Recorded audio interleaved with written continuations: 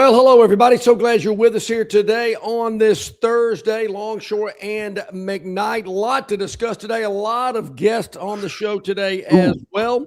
And as always, we appreciate you joining us, however it may be, live or throughout the day when it's on your schedule. That's the beauty of this format. I'm at Network Control, Barry, on location with Troy Basketball. And speaking of basketball, Barry, a lot of action last night. Alabama got a road win. Well, in a sport that actually makes some money for the university, one of the very Alabama few that does. Yeah, And we'll get into that a little bit later. But big win for the Tide. But I did see that. The Trojans. The Trojans took it on the chin last night in Sun Belt Conference play here and in San Marcos, Texas, where I am right now. Texas State wins it 74-62. Troy now drops into second place in the Sun Belt Conference, which, this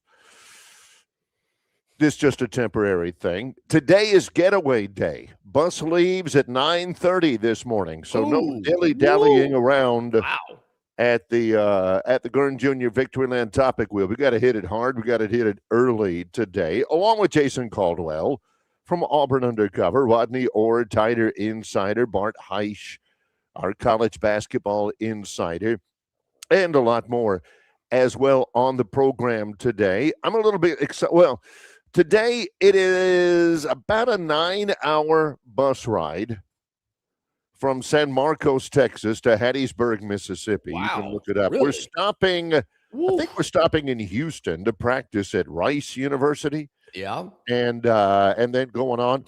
So I'm going to be on a bus a long time today, but we've got TV in there. You can watch TV on your phone now. Yeah.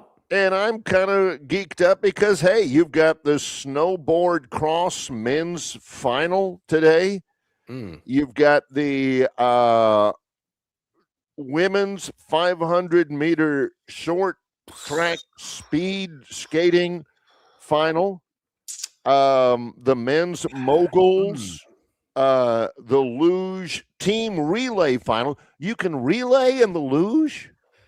What do you do? Do you hop off the luge and let somebody else hop on? And I'm geeked about all that. Yeah, I'm glad somebody is. I'll say that. I don't want to sound un-American or un-Olympian, and I actually have attended Olympic competition live in person back in 1996 in Atlanta, which was kind of race walking. Yeah, women's speed walking. That was just one of the events that I remember. I don't know. I remember because it was the gold medal round, and Atlanta police officer on a motorcycle led the women into Olympic Stadium, which of course became Turner Field, I believe, later on. But and then later on, Georgia State's football stadium. If you've ever taken your wife or a date into the upper deck of Jordan-Hare Stadium for a football game, sooner or later, especially after a couple of cold ones, you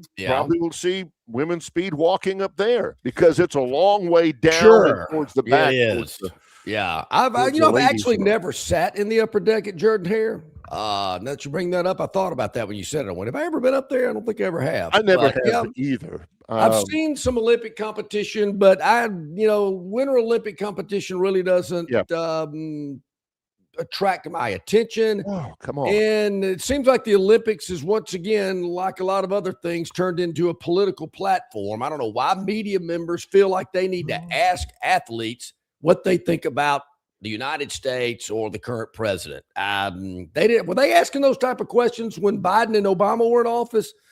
I don't recall that. So they've kind of turned me off on that. In 84 in LA, and nobody was asking, hey, what do you think of Ronnie? Because everybody loved Ronnie. It's okay to do that, but you can't talk about Biden or Obama. All right. Doesn't seem right. Okay, so you're not big on the men's luge relay finals or something? No. What about the duels at Daytona tonight on FS1? Wow. 60-lap, 150-mile qualifying races to set the grid positions for this week's Daytona 500. I'm going to I'm not going to be able to. I'm not going to be able to watch that. That's Okay. not happen. I feel good, but that's not going to happen. Okay. Might watch a little bit, maybe.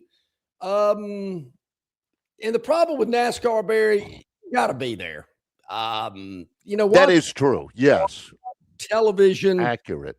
It just doesn't do it for me. It's kind of like an NBA game, actually. I mean, it's much better in person than it is television. I think you'd say that about a lot of sports. Yeah. About a lot of things in life. Still terrible. Yeah. Right. And that season's about to start. Oh. Looking forward to it. Yeah. John alluded to this last night. Alabama goes to Ole Miss after a 2 weeks worth of distraction, media focus. They go to Ole Miss with what's that lyric from the Who? Meet the new boss, same as the old boss. With their new team, which was same as the old team, and they beat a poor Ole Miss team badly, 93-74 in Oxford. Ole Miss now drops to 11-13. They're 3-8 in the league. Tough. Alabama right now is in a 4-way tie for 4th place in the SEC at 7-4. Yeah. Crimson Tide 17-7 overall. Not bad, huh? Yeah, not bad. Played really well. 5 players in double figures for Alabama. Here's a newsflash. Latrell Wrightsell can shoot the basketball. I mean, from the 3-point arc, Barry, this guy's pretty impressive. He can knock down the threes. Latrell Wrightsell, it's true. He was 0 of 1 from 2-point range. Yeah. But he was 7 of 13 from 3-point range. He took 1 2-point shot and missed it.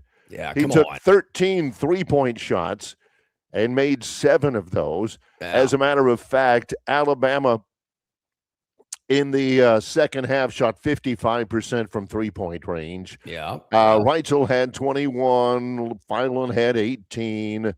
Amari Allen, Holloway. And Barry, once again, similar to the Auburn game on Saturday, Alabama got really hot in the second half. Kind of going through the motions in the first half. Yep. Got it together, and man, the second half was completely different. It is true. They were led by 2 at halftime. Alabama did. And, low-scoring game, which does not favor Alabama. In the second half, the Crimson Tide scored 61 points. Woo! 61. That is on a pace for 122 for the game. They outscored Ole Miss by 17 in the second half and win it by 19. This Alabama team, I say they're pretty dadgum good without Bediako. Oh, yeah. And that may be the last time I mention his name because he was a non-factor when he was there. Yeah. And I think they're probably better off now that he's gone. I mean, the stat sheet told us that he wasn't that big of a difference maker. Yeah. And it's over and done with. Everybody knows the the situation. Maybe Bruce Pearl can stop talking about him as well. I mean, pot calling the kettle black. I mean, Bruce, what happened up in Knoxville? I mean, Bruce. Jeez. Bruce said that Nate Oates, this was on live TV doing studio stuff. He said that Nate Oates was being selfish. You might remember Nate said he would do it 100 times out of 100 again. Yeah. He's just part of his job is helping his guys. And Bediako's one of his guys. He was in school working towards his degree, which he could do. Hopefully he's still going to do, even though he's no longer on the basketball team. Being on the basketball team, there's a lot of people that go to school and are not on the basketball team. But Bruce said that's being selfish. His guys, what about all the other guys on the other teams in the SEC that are going by the rules and all that? What about, Noah Williamson's one of his guys, and he had his minutes cut by doing this.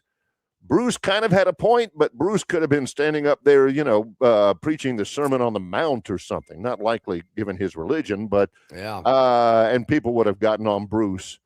Well, Bruce has had his issues before. He sure has. Lying to the NCAA, okay, but do what you will if that's what TNT wants you to do. I just thought that was somewhat interesting coming out of his mouth. Yeah, see, that's the messenger. That's people, it doesn't matter what he says. People it doesn't remember matter that he was the coach at Auburn. I mean, he's been through this little issue himself. And, to sling mud on somebody else. Well, that's what I'm saying. Wow. I'm not talking about Auburn or Alabama. I'm talking about if he ever talks about somebody being, I don't know, disingenuous or maybe a little bit I like that word, bending the rules or something. Yeah. People will always come at. Is that a nicer way to? When you call somebody disingenuous, is that just a nicer way to say the guy's a liar? No, not necessarily. No? Okay. Not necessarily. Somebody might say, well, there are some teams out there that need to do things like, there's some teams, they went back to the old way. Yeah. Oh, yeah. Recruiting, that's not necessarily lying because he's not really saying anything. That's not, I didn't lie. I didn't mention any team's name. I didn't mention, make any accusations. That's disingenuous right there. It's not lying. Yeah, okay. But it's, kind of pushing you towards that. Does somebody, enter your mind that uses that type of examples or descriptions on a regular basis or has in the past? It's just I'm identifying the definition of disingenuous. It is a good word. Yeah, it is a good word. I do like the old way of recruiting. People knew exactly what I was talking about. Yes, John, as a matter of fact, John did use that, if I remember. If I remember correctly. So, basketball. Alabama's won 3 in a row, as you mentioned. Yes, but Barry, not to look ahead, but I am South Carolina at home, Arkansas at home, at LSU, Mississippi State. I mean, to me, the next 4 certainly look very winnable. Yeah, that's the bottom of the league, basically, of course, with the exception of Arkansas. That's at home. Yeah, so they've got, again, I think they're in better shape now because of that. Auburn, meanwhile, at Arkansas, at Mississippi State, which they should win on Wednesday, against Kentucky at Neville Arena a week from Saturday, at Oklahoma, Ole Miss, LSU, and then Alabama. It's a little bit more difficult. But again, if I'm Auburn, I'm not worried about, if I'm an Auburn fan, I'm not saying, oh, look, well, we should win this one. We should win that one. If we win this one, this will get us to 18 wins. And no, I'd be focused on playing better right now, regardless of the opposition. They're 5 and 6 in the league. I mean, that to me, we talked about the loss. I mean, man, and Stephen Pearl knows it. Some of their best players just don't play very good defense. Keyshawn, that's the reason why that's the reason why you hit the pine in the last little while. That's time to lead by example. In that one. So that's catching you up on basketball a little bit. We're going to catch you up on basketball a little bit later on with Bart Heisch. Now, there was, I don't know if it was a response to a Sunshine Law deal or whatever, but there was a release that I noticed yesterday. I was on a text group with my co-host and several other people, and for like the 3rd time this season, they get it fired up while I'm doing a basketball game. Not that I'm angry or anything. I just not able to give it, my full accounting. Something about the University of Alabama released a the finances from the last full fiscal year. Yeah, and it drew some conversation among friends of mine in the chat room. Now, hopefully later on in the program, we can go over some of those finances. Not some of them. They spent, I just don't want to go over, they spent how much for golf shoes for the women's team? Barry, Can't they go to Walmart? I don't want any of that. Barry, this dropped about, 10:30 yesterday morning, maybe 11 o'clock. So I spent a lot of the afternoon breaking this down, spreadsheets, profits and losses, the whole deal. So, yeah, what do you say we take a time out here at this juncture? Yeah. Break this down a little bit when we come back. Alabama Athletics physical breakdown for the last athletic year. Whew, man. Again, this has the potential to get a little dry, but I am interested, maybe not in inspecting all of the close numbers. Wait a minute. They only spent this much for envelopes? For recruiting? As we go to break, I'll put it this way. Only 2 of the 16 or 17 sports that Alabama offers, right? Only 2 of them made any money. Oh, I love it. I love it. This is what I love as much as anything. Did you hear that little quarter second? That's one of my, with the teeth suck, with the tongue pop, with the throat clear, and those are my favorites. And there's going to be a bunch of those coming up. He's John Longshore. I'm Barry McKnight. It's Longshore and McKnight in association with Yellowhammer News, presented by Bud Light. Ram Truck Month is here at Stivers, Alabama's #1 volume CDJR dealer. New Rams, 19 grand off or 0% for 6 years. And heavy duties, 14 grand off. Backed by Ram's 10-year, 100,000-mile limited warranty. Only at Stivers, Chrysler, Dodge, Jeep, Ram. The President's Day sales event is on at Stivers, Alabama's #1 volume CDJR dealer. Grand Cherokees under 27 grand or up to 15 grand off. Wranglers, 14 grand off. And Gladiators, 16 grand off. Only at Stivers, Chrysler, Dodge, Jeep, Ram. Hey, bro, weirdest thing is happening at the game. This guy sitting next to me says, "You're our good luck charm." Every time I crack a Bud Light, we score a touchdown. Now his entire family wants to buy me Bud Lights. I think I'm some kind of a football prophet. Talk soon. The team needs me. Anything for Bud Light, the official beer sponsor of the NFL. Stock up today. Enjoy responsibly. Copyright 2025 Anheuser-Busch Bud Light Beer, St. Louis, Missouri. Love is in the air, and so is your chance to win during Victoryland Casino's BMW and $25K giveaway. Drive away in a brand new BMW or win your share of $25,000 in free play. The more you visit, the more chances you have to win. Stop by the Players Club and fall in love with this month's exciting free play promotions. There's more ways to win at Victoryland Casino, where you can be a winner too. Victoryland Casino is located off I-85, exit 22 in Shorter, Alabama. Drawings February 27th and 28th. Must be 21 or older. Must be present to win. All right, welcome back in, everybody. About 17 minutes past the hour here on the program today. Longshore and McKnight, presented by Bud Light, in association with our good friends at Yellowhammer News and yellowhammernews.com. Check us out there. Also on Facebook, YouTube, X, Instagram, Spotify, Apple Tunes. Wherever you check out your podcast, we are there. We greatly appreciate it. So, I don't want to pin this down just on Alabama, Bear, because I'm sure if you looked at everybody else's physical breakdown, it would probably look a lot similar. The numbers would just be different. Yes. In terms of revenues and expenses. And Alabama football made over $147 million in they grossed. Yeah, they grossed $64 million. Yeah, they net the whole netted $64 million. Yeah. A budget this is fiscal year 2025. Mm-hmm. Alabama reported a budget surplus of $33 million. That's how much after all the bills. Totally. $33 million. Yeah. Just a year after posting a $28 million loss.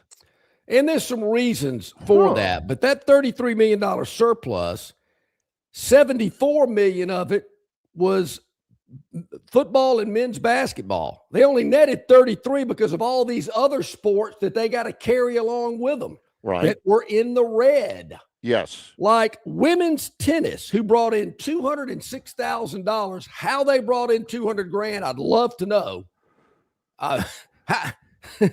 See, there it is. There it is. That's number one. That's do you buy a ticket to go to a women's tennis match? I don't know where they're generating revenue, but they lost $1.2 million. Yeah. They lost over $1 million. Same thing with men's tennis. Men's golf lost about $2 million. And it goes on and on and on and on, and all these red numbers. Men's baseball had revenues of $764,000. I guess you buy a ticket, buy a Coke and a hot dog at the game. John ain't doing it, but, they people lost do buy tickets. $4,669,000. How do you sustain life if you're making 700, if you're making that kind of money, but losing $4 million? Yeah. It's almost as though it's a not-for-profit institution designed to provide educational opportunities and student experiences. I mean, it's almost like, it's not a Fortune 500 company. It's an institution of higher learning or something. I'm a big fan of that. But when you're in the red over $4 million, you might want to cut those expenses back a little bit. I mean, is anybody going to beat on Greg Burns' door if the baseball team's in the cellar? No, they don't care. They want to make sure that football team's in the 12-team playoff winning national championships. That's what they want. And all these other sports are leeching off of football. Right. And I'm looking at all this red on this balance sheet, and I'm thinking, you got to be kidding me. This is unbelievable what they are allegedly bringing in and what their expenses are. Yeah. Are astronomical. He got a little excited. He actually gave you the women's basketball net at $4,669,000. I got baseball at $4,471,000 loss out there. Huh. How does women's basketball lose that amount of money? They had expenses of over $5 million. That's hey, true. Ladies, get on a bus. That's number 2. That's the second one of those. It is. How about what is this one, Barry? Non-program specific. They had $83 million in revenue, but they had 87 in expenses. I think the revenue there is like contributions, like donations. Tickets to the Crimson Caravan or something like that. And the expenses are, renting the cruise ship for the Crimson Cruise with Sherman Williams and Kenneth Darby or something. And how much a secretary costs and, how you clean the carpets in the Malmore building and stuff like that. So, that's the biggest expense is non-program specific. How much it costs just to run the athletic department, keep the lights turned on, inside the, Greg Burns' office or something. Yeah. Like that. So women's rowing expenses of $3,579,000. You're sticking a boat on the Black Warrior River. But you got to get that boat. You got to put that boat on a semi-truck and get it to Athens or, I don't know, get it to where's their rowing? Get it to some regatta in Panama City or Destin, get it on, you got to have uniforms for them. You got to have life preservers. I don't know, all that stuff. They're spending over $4 million on men's and women's swimming and diving. 2 programs, and to the question that we get here, from Bama Pride, he says, in the interest of full disclosure, is the same info going to be released for the OBS and other SEC schools? Well, or is it only UAT that gets the spotlight? I don't know how that worked. All I know is that Mike Rodak, I don't know that guy, but he got the information and he released it. Yeah. I guess if we were to call over there to Auburn or Hey, is this University of Georgia Athletic Department? Hey, Barry McKnight of Longshore and McKnight. Can you send over your fiscal breakdown of fiscal year 2024, 2025? And they probably obligated to do it. Yeah, Freedom of Information Act, I believe is what it's called. Yeah, the FOIA. Only 2 programs turn a profit that are in the green, that are not in the red. Yep. Men's basketball profited $9,176,569. Good bit of that is NCAA tournament money. I'd say they made $9 million.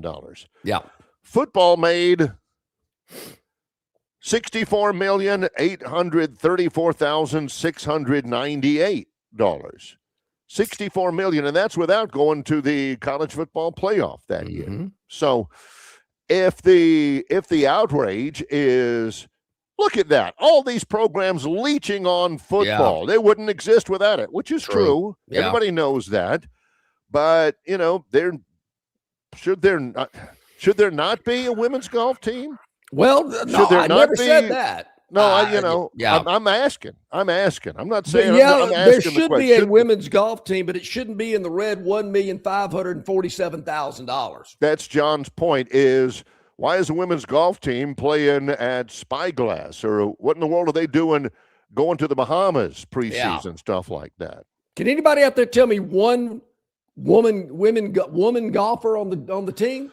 See, that's not the justification for it all. No, I'm just curious. How can, let's see how much anybody really cares about them. Well, we know how many people are watching them. It is value. It is a valuable enterprise, like so many of these enterprises, regardless of, hey, how many people are watching? How many people are looking at us? There's a lot more to it than just that. I see that. The Huntington women's golf team quite a bit practicing. And they're out there carrying their own bags, and they're out there practicing amongst themselves, and they're driving their, Toyota 4Runner out to the range to hit. I mean, I doubt Huntington women's golf team has expenses of $3,263,000. What is Alabama doing that Huntington isn't doing? Surely you're not comparing Alabama and Huntington, although I can't believe women's golf at the SEC level has to spend $3 million when there's women's golf teams all over the world. That's the thing. Doing their thing. And they're doing it for a lot less. This is what I want to get to. In the world of Longshore, I firmly believe this. Tell me if I'm wrong. In the world of Longshore, Alabama women's golf, their schedule should consist of league games. They should be in a women's golf conference with Shorter, with UAB, Samford, Huntington, West Alabama, what else? Alabama A&M, North Alabama, and that's it. Hey, Buffy, where are we going this weekend? Oh, we've got a tournament. Well, where are you playing?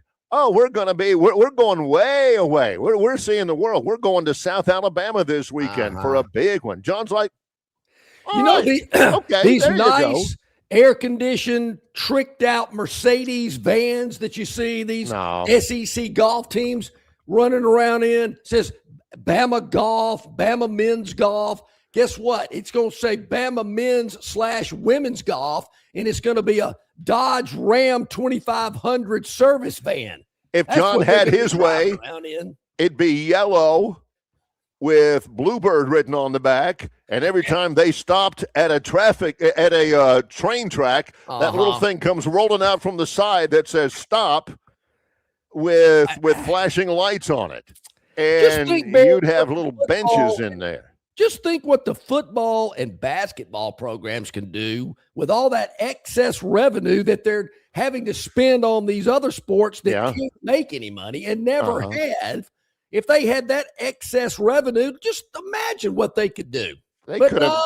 We got to sprinkle it down to women's volleyball and swimming and diving and rowing and all this other crap that's losing millions and millions of dollars. Just think. Could have lost by less than 2 touchdowns against Indiana if that happened. I have a dream. Could be. Let's consolidate it all. And, And if I'm a member of Yay Alabama, the NIL collective, I'm thinking, wait a minute, you want me to give you some money, but you are hemorrhaging money in every sport up there, but two. Yep. Let's get this tightened up a little bit up there. And you were a little light on your estimation earlier. Alabama sponsors 9 men's teams and 12 women's teams that play on the NCAA level. Yeah. That's 21 teams. You think John said like 15 or 16 or something like that. There's 21 teams out there. How many of you knew that there was, we talk about women's rowing every once in a while. They don't have, by the way, they don't have men's rowing. Yeah, do they have men's rowing? I don't know. You tell me. They do not have men's rowing. They have women's rowing. They do have, just about everything you can possibly have. Is rowing a club sport, or is it really a sport? Like official. Evidently, it's official. Alabama has ice hockey, but that's not official. That is a club sport. Only reason why I remember that is somebody brought it up that Alabama they ice hockey beat Auburn with these big bold letters. Total surplus $32,696,000. Like, woo! It's a big deal. But you know what? That surplus could be even bigger if I didn't see all this red in 19 out of those 21 categories. When we come back, Jason Caldwell, Auburn Undercover, will join us. It's Longshore and McKnight in association with Yellowhammer News, presented by Bud Light. Valentine's means Marguerite's, and Marguerite's has everything the special person in your life wants.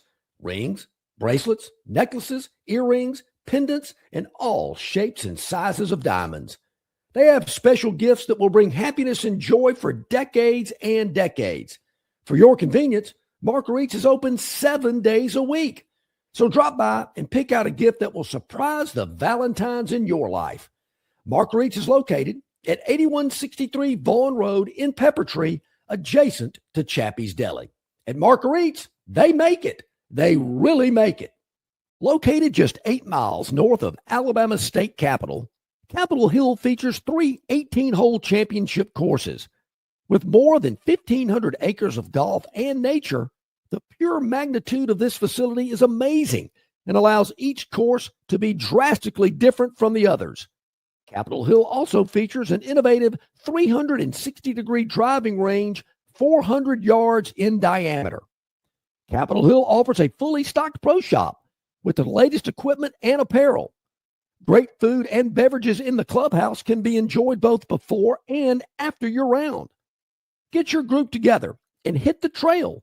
Go to rtjgolf.com/Capitol Hill for tee times and more information. All guests of Longshore McKnight appear on the City of Montgomery guest hotline. Check out the most interesting and informed personalities in sports covering Auburn, Alabama, Troy, ASU, and all the major teams from across the country. John and Barry have the best guests brought to you by the City of Montgomery. To find out everything you need to know that is going on in the capital city, check out montgomeryal.gov.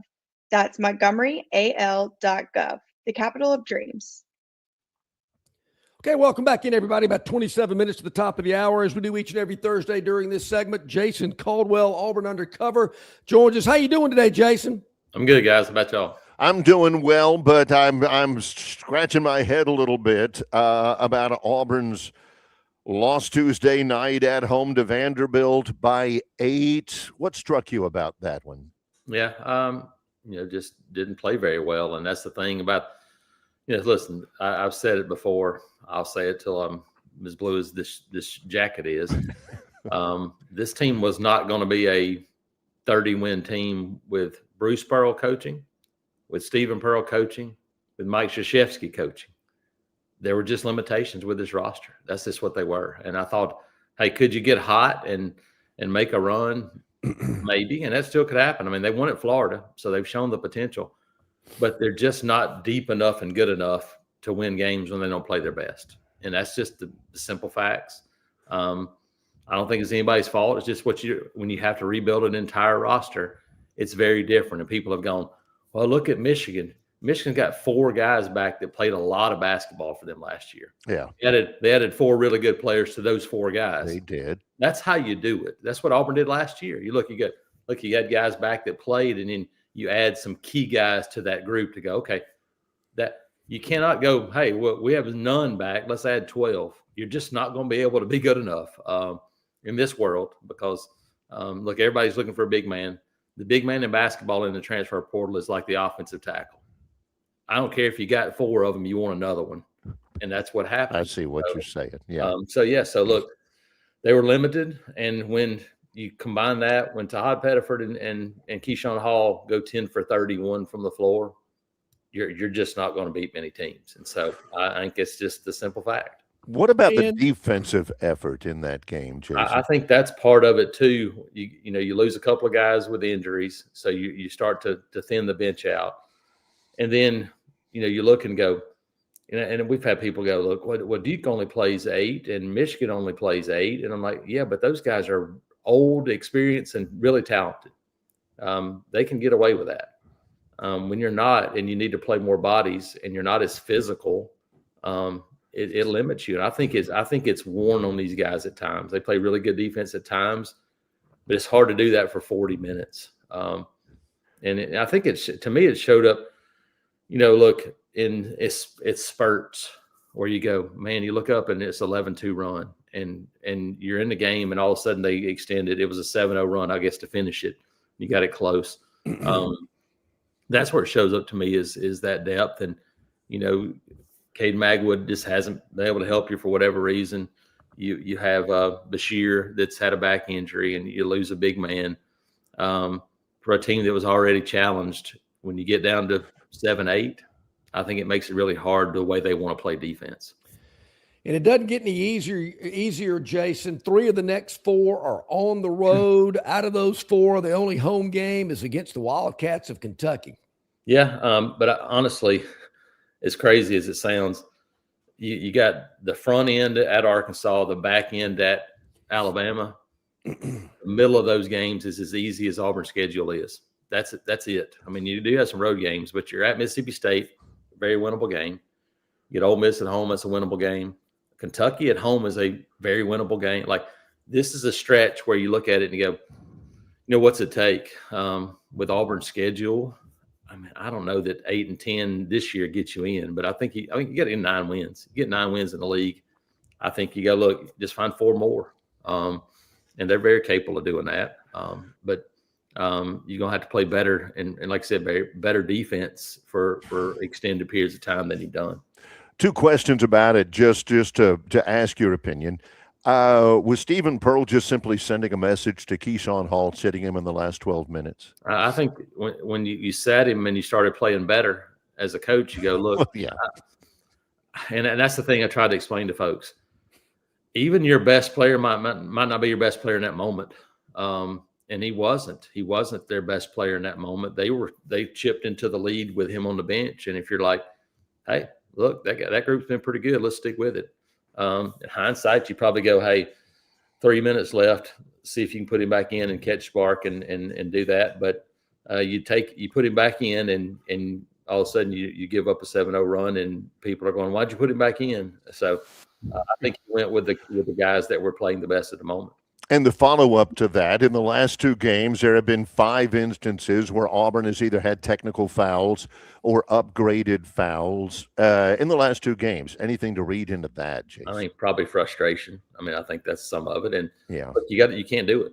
You as a player, especially, you cannot interact with refs. And listen, it's as Steve said, look, it's a hard game to officiate because it's a fast game. And I know there's frustrations, but every coach in the league will be frustrated because that's just the way it works. Because you'll look up and you'll go, man, I just got my nose broken on the other end shooting a layup, and then I touch a guy on the hip 45 feet from the basket, and they call a foul. That's the frustrating part about basketball for me right now is, look, don't call a foul when the guy hand checks a guy 72 feet from the basket, and then when he drives to the lane and gets knocked to the floor and it's not a foul. It should be the other way around. Like, and that's probably frustrating, but it is for everybody. And that's the way they call the game nowadays. And so, but you can't let that, like, you got to play. You can't worry about those things. Yeah, we've talked about it before. The inconsistencies of basketball officiating, it just blows my mind. Whether it's ticky-tacky touch fouls, too many whistles, stoppage of play, it just frustrates me to death.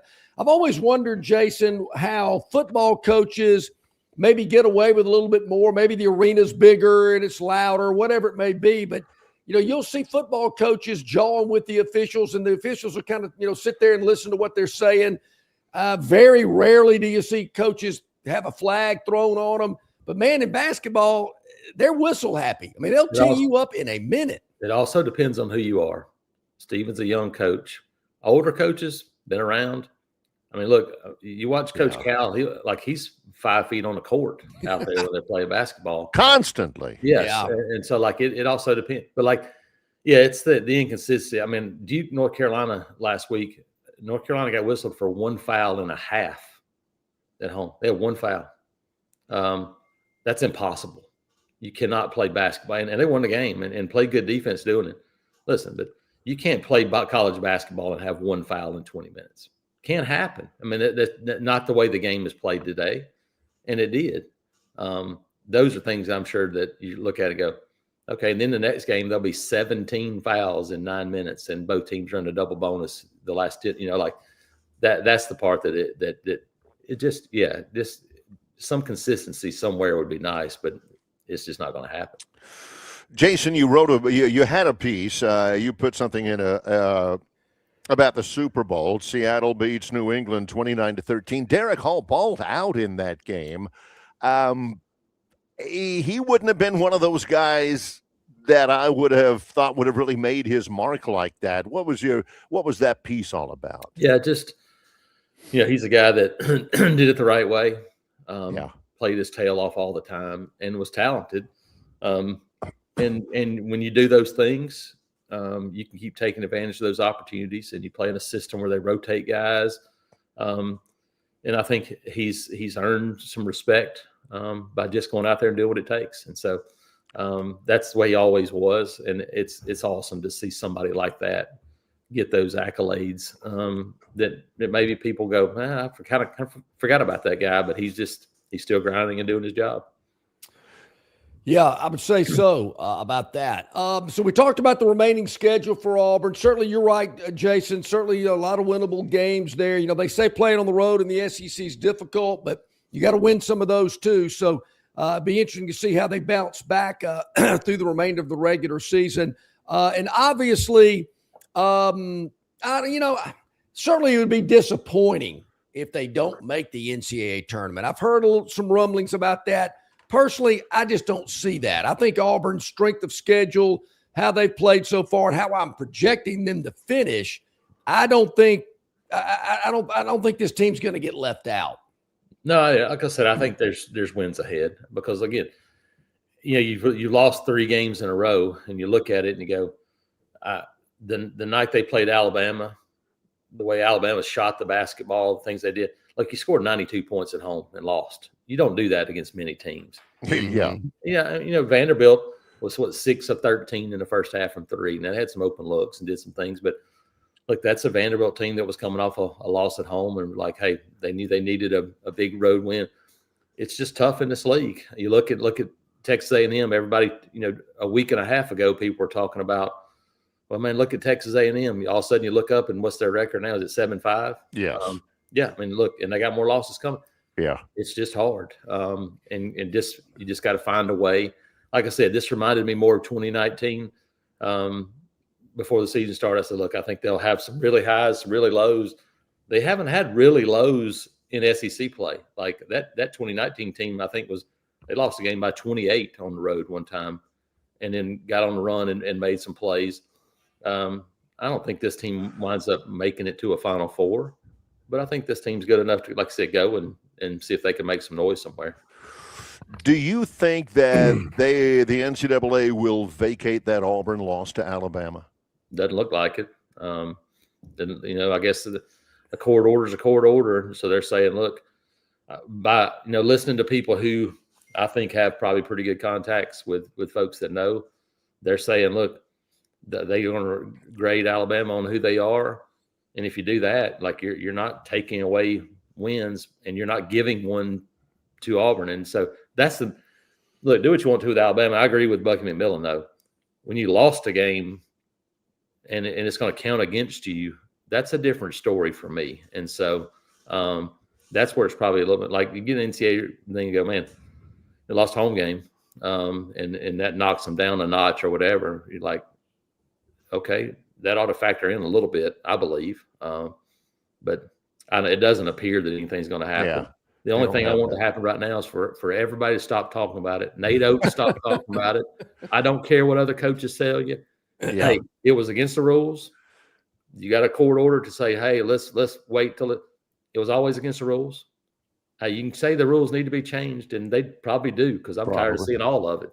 But it was against the rules. It's over with. Done. Yeah. Stop talking about it. I like it.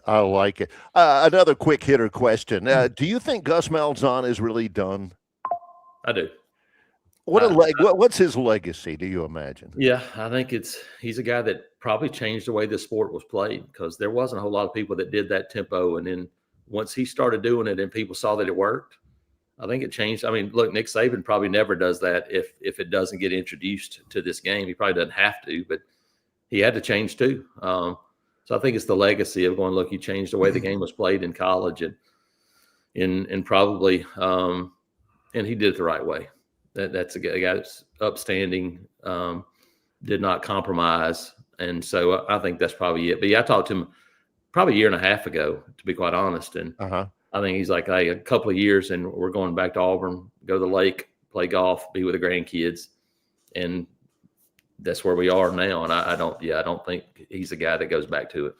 Yeah, hard to argue with that. I can certainly. Were you surprised that he went to Florida State for a year? No, I think coach football, get away from this world of NIL. And look, people are fleeing college football to go to the NFL. Yeah. So every day you look up and there's 2 or 3 assistants that are going to somewhere to co-coach in the NFL. People do not like it. These coaches, you make a lot of money, but man, there is no time. And there's always been little time, but now there's none. There's no time with this calendar, having to deal with NIL, having to recruit your own team every year, then go recruit other guys, and then see if you can hold on to your guys while you're signing other guys. It's a mess. And I think the more and more coaches are going to get out of it if something doesn't change.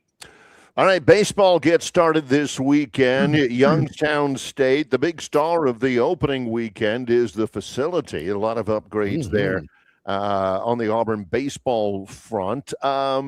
What's your overarching take on the upside for this baseball program this year? Yeah, I think it's depth right now. I think there's a lot of position players that they feel like they can go win with. I think a lot of guys on the mound. It's now who steps up. You know, that's it. Who steps up in that 1-2 role as starters, as a closer? Who steps up maybe in a couple of those key spots that are questions, third base, first base, corner outfield, maybe some of those things.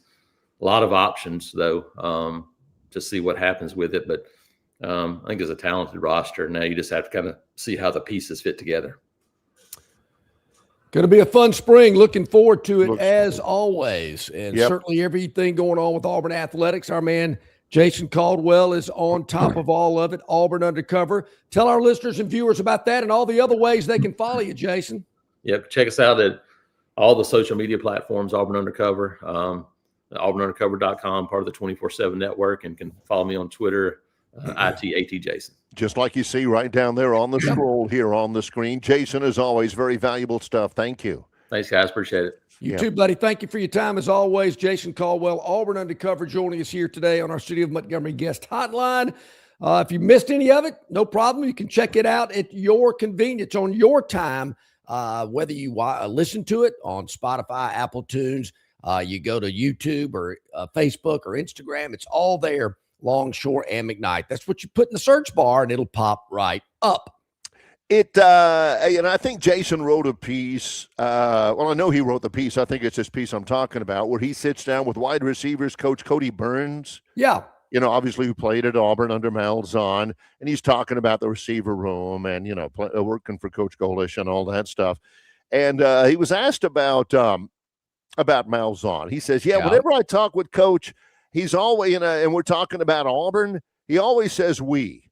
He says, man, we need to get back. We need what's it going to take for us to get back and and this and that and everything. And I think that's his legacy, is what he did at Auburn. Well, Bear, if I got $26 million to walk out the door, I'd probably say we as well.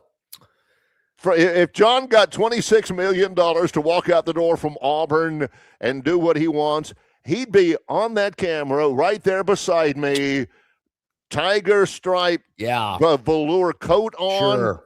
Yeah. My phone Auburn hat. My phone ring when somebody was calling me, it'd be wiggle, wiggle, wiggle, kick him the butt, big blue. Hey. Yeah, I mean, it would be obnoxious, Auburn gloves. Every once in a while, he'd be doing this with the gloves that have the interlocking AU and all that. All it takes is a phone call. That's right. John, I mean, I'm available. Call me. I'm your man. But just, getting that money. Got grandkids now. We got a grandchild birthday coming up in just a couple days. Cannot wait. You got that house on Lake Martin that it seemed like back in the day John would chronicle. It's, I think they're putting in the foundation for the for the game room over there. I'm not sure. I've heard they put wrought iron over there. John used to update that all. Man, I'd be at the lake. I mean, I love my job and everything, but man. I don't know what the definition between a house and an estate is, but an estate, I believe, is larger.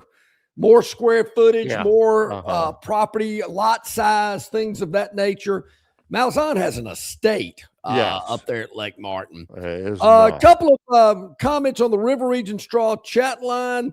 Obviously, Alabama's financial report is gotten a lot of interest and some chiming and some comments back and forth. John from Wetumpka with trying to sling a zinger at me earlier today. Oh, I'm all for that. Did I miss a zinger at John? Yeah. Where was it today? John, here it is. Here it is. Yeah, this one right here. John, the comparison of what Bruce did and what Oates did were totally different. Well, John, let me see if I can help your memory there. In 1988, while an assistant at Iowa, Pearl recorded a phone call with a recruit to allege that Illinois offered illegal benefits. The tapes were given to the NCAA, but Thomas later denied the allegations, casting a suspicion on Pearl's methods. Then, of course, at Tennessee in 2011, Pearl was issued a 3-year show cause order after he and his staff were investigated about impermissible contact with a recruit during the 08 cookout. He encouraged his staff to conceal the violation and lied about it himself before eventually admitting the truth. And, of course, we all know from 2017 to 2021 at Auburn, the NCAA placed Auburn on 4 years probation in December of 21. Pearl was penalized for failing to monitor former assistant Chuck Person, who was arrested for accepting bribes from a financial advisor. Pearl's oversight was deemed insufficient, despite his claims of compliance education. So, okay, John, whatever you say. That's off the top of John's head, as a matter of fact. Off the top of my head. Yeah. Look, I like Bruce. Don't get me wrong. I don't want this to be a bashing Bruce segment. Oh, just saying. Okay. All right, there. But how about this? I don't think he said it was worse. I just think he said that it was different. Tobias says, "Gentlemen, I'm flying into Montgomery next month. My flight is only $30 more expensive than flying into Atlanta. Lunch on John."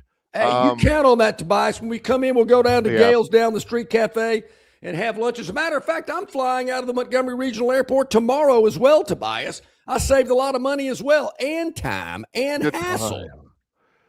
You go to Atlanta. And you got to park in Noonan, it feels like.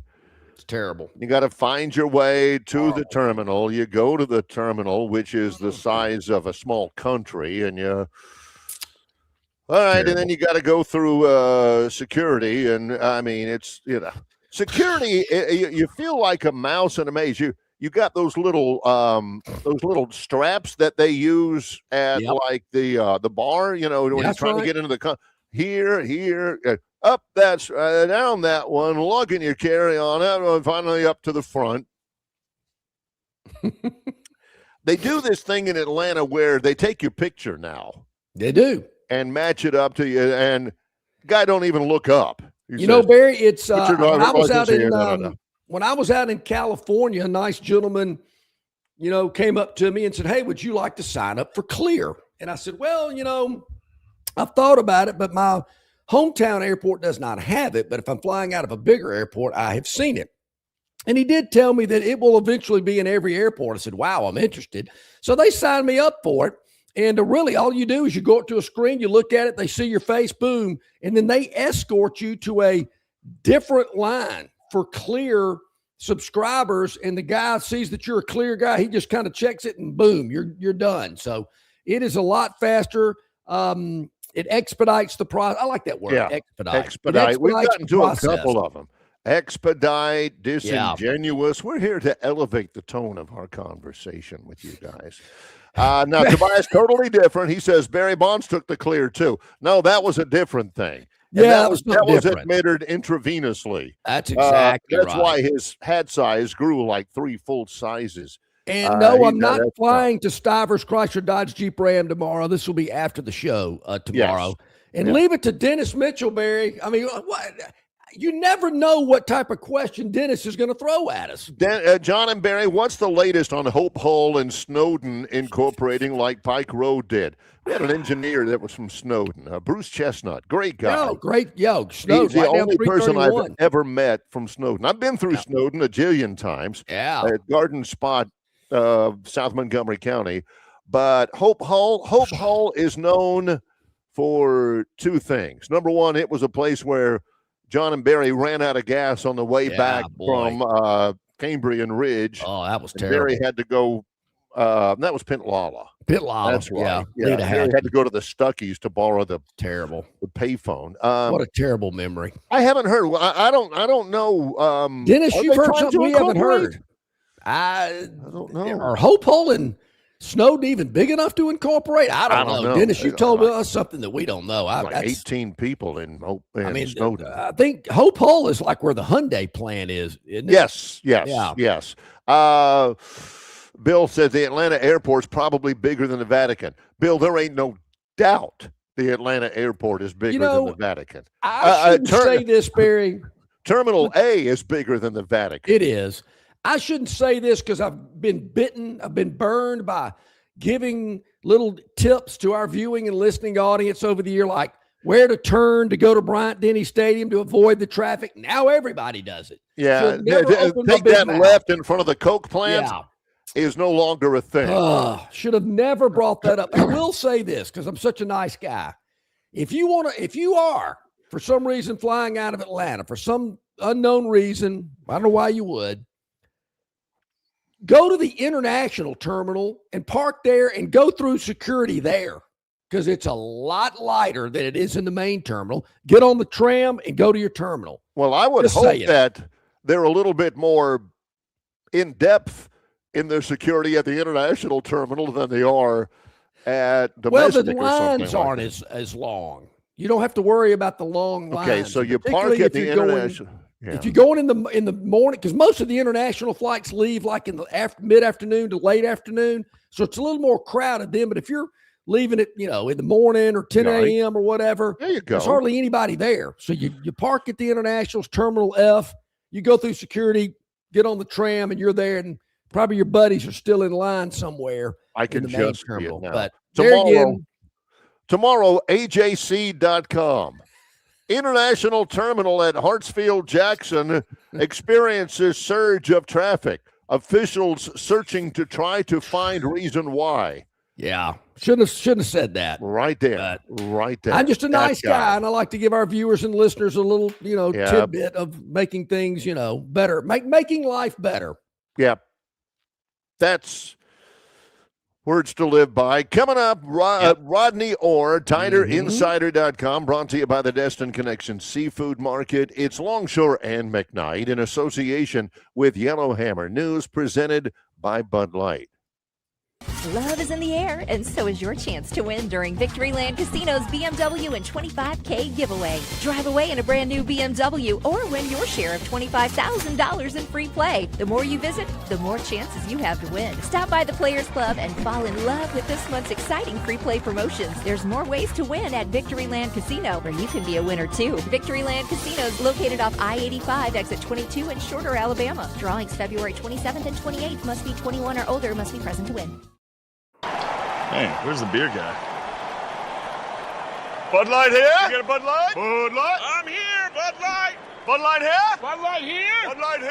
Bud Light where? Bud Light here? Oh, Bud Light there. I missed that because of you. You did not miss that play because of me. Tough to stop talking this way? Yeah. It's actually kind of fun. Hey, I got you, Bud Light. Oh, nice. Never mind. Anything for the clean, crisp taste of Bud Light. What'd I miss? I have no idea. The Destin Connection Seafood Market at 3750 Norman Bridge Road in Montgomery has the freshest seafood direct from the Gulf of America. I'm talking red snapper and grouper, all sizes of Gulf shrimp, jumbo lump crab meat and crab claws, Louisiana Bay oysters, and New Bedford scallops. They are a full-service seafood market and kitchen serving po' boys, dinners, and sandwiches. You know, many well-known restaurants in the river region purchase their seafood from the Destin Connection because they know it's the absolute best. Call ahead and your order will be ready for pickup. The Destin Connection Seafood Market, 3750 Norman Bridge Road. Call 288-4272. That's 288-4272. Okay, hour number 2 underway on this Thursday. And as always, our friend Rodney Orr, the Tider Insider, brought to you by our friends at the Destin Connection Seafood Market in Montgomery, 3750 Norman Bridge Road. Rodney, good morning. How are you? Good morning, guys. How's it going? It's going really well. First of all, your thought now that the Charles Bediako situation is over with. You look back on it now. What are your thoughts there? Well, I mean, again, to me, I'm first of all, I'm just glad it's kind of come to a resolution one way or another, you know. Yeah, I mean, here's the thing. This is just me. I don't like the way things are, obviously, right now. I mean, there's a lot of, I think, confusion. You can read it on TiderInsider.com. There's guys that are playing right now that are professionals. Yes. I mean, there's guys that have signed professional contracts, and it's just kind of tough to distinguish between, you know, what is the distinction there between Bediako and some of the others. Now, listen, I get it.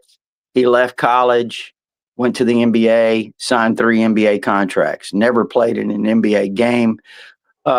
So I get all those things, but when you're talking about there's guys that play in Europe that are professionals, play in the G League, all of those things, it's kind of hard to distinguish really what's the difference. And, you know, I did hear the NCAA say that you couldn't allow this because it would rob teenagers of their dream of playing, but yet they're approving guys to play 5, 6, 7, 8, 5, you can obviously with the red shirt, but 6, right. 7, 8, 9 years, you know, in college football, college athletics. So, I mean, I don't understand that hypocrisy of it. So, but anyway, with all that said, just really kind of glad that now we can at least move forward, but I do feel really bad for Charles Bediako. Rodney, what about the fans? What kind of vibe are you feeling from them with what you just described, the way college athletics is as a whole, whether it's basketball, football? You know, the financial report was released yesterday. I'm looking at a lot of red ink for sports that don't make any money, but they're asking fans for money for NIL. What's the vibe you're picking up? Most of it's negative. I mean, but, you know, we've kind of felt this way, and it still keeps going in the same direction. I mean, I don't see people stopping contributing. I don't see that stopping people from contributing. Yeah. But no, I think, John and Barry, that again, there's a negative vibe. We've had a lot of actually emails, not necessarily posts on TiderInsider.com, but just emails from longtime members saying that they've lost a ton of interest. I mean, it's just not the same interest level that they once had, and that they were kind of moving on. So, I mean, again, I know a lot of people say, well, it's more popular than ever, it's more watched than ever, and all of those things. But the vibe that you get is kind of different. I can't imagine that's something that Greg Gurn would like to hear. Yeah. Yeah. Right. And that's another thing on that Bediako situation is that I fail to believe that Greg Gurn and Nate Oates just went out there on their own and didn't have contact with the SEC office and at least feel comfortable with the response that they got to move forward to bring Bediako in. So that's another thing that I think probably blindsided Alabama a little bit was the commissioner's affidavit. I think that probably was something that caught them a little bit off guard. Rodney, you wrote something at TiderInsider.com about a quick glance to spring for the football team. And I think it's worthy to note something that you put in there. For the first time at Alabama, Kalen DeBoer, Ryan Grubb will be working with the quarterback that they chose. How are they going to approach that? Austin Mack, Keelan Russell, especially early in spring. Are they looking for somebody who will win the locker room? Is leadership skills important? Are they looking to name somebody? What's that going to look like, the process of arriving at the starting quarterback in Alabama? I think what we'll probably see is a competition that goes into August before there's any sort of a decision or announcement. But I think certainly the things you listed there are really important. The leadership that they bring. Also, I think, which one can perform at a high level and execute at a high level with minimizing mistakes. I think that's going to be an extremely important factor as well. I think both these guys are very, very talented. I mean, they're both it would not surprise me, honestly, if whichever guy won it, whether it was Mack or Keelan Russell. I kind of would go, if you asked me today, I would probably lean Russell, because I do think he's a guy that's has the feel and the vibes that we pick up is a future superstar type player. I mean, a Bryce Young, a Tua, Jaden Daniels level talent. So that I could see it, but again, I mean, I think Austin Mack is extraordinarily gifted as well. So it's going to be interesting. And you know what? They've got a couple of young guys that are freshmen. They're not going to be the starters this year, obviously, but it just kind of goes to show you the quarterback centric offense that they have is really attractive to these kids like Jet Tamala, who's and Caden Kawa. So it's going to be a real interesting spring, I think, in that regard. Rodney Orr is brought to you each and every week by our friends at the Destin Connection Seafood Market, a full-service seafood market with an extensive selection of the freshest seafood delivered daily. They're located at 3750 Norman Bridge Road here in Montgomery. Call ahead, 288-4272. Your order will be ready for pickup. You can take it home and prepare it yourself, or the good folks at Destin Connection can cook it up, make a dinner for you. It is outstanding. The Destin Connection Seafood Market. Rodney, I think it goes without saying that once we go through spring and we go through summer and we get to the start of the season and the Pirates of East Carolina roll into Tuscaloosa and then they head up to Lexington to take on Kentucky, and then Florida State comes into town for a little revenge game, if you will, then comes South Carolina and a trip to Starkville. After those 5 games, I think most Alabama fans are expecting this team to be 5-0 before Georgia pays a visit to Bryant-Denny. What do you say? Yeah, that's the feeling. I think as you start to look past those 5, it could get really tough. I think they have Georgia. You may have it in front of you. Georgia, Tennessee, and Texas A&M, all 3 in a row. Georgia, of course, you got Tennessee, LSU. Texas A&M, then LSU. Yeah, After an off week.